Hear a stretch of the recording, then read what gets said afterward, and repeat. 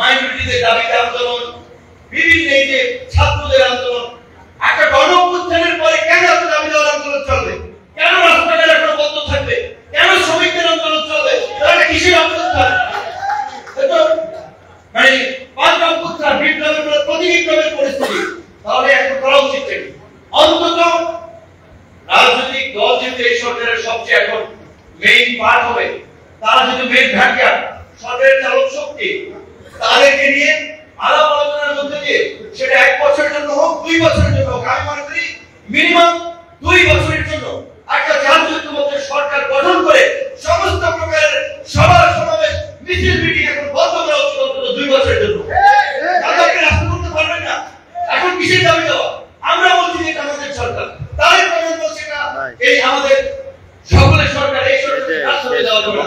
সমাজের আমি বলছে, সাংবাদিকরা বলছে, আমরা তো সবাই বলছি, তাহলে কেন এই সরকারের মধ্যে আমরা আস্থা রাখতে পারবো না?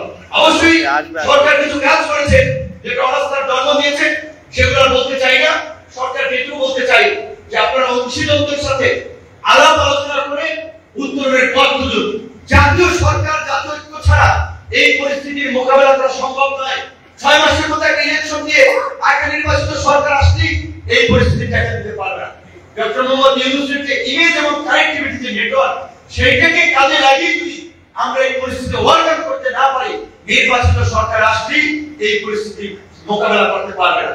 আমরা জানি না আসলে সরকার কি করছে এবং কি করতে চায়, কারণ রাজনৈতিক দলগুলোর সাথে সেজন্য দৃশ্যমান কোনো আলাপ আলোচনা, অগ্রগতি, পরামর্শ, মত বিনিময় দেখতে পাচ্ছি না। আরেকটি কথা আজকে বলতে চাই, কাঞ্চন ভাইকে 22 ডিসেম্বর যে এই 22 অক্টোবর যে নিরাপদ সড়ক দিবস পালন করে, তাকে এবার দাওয়াত দেয়, কারণ সে নাকি আওয়ামী লীগের দোষর। ইলিয়াস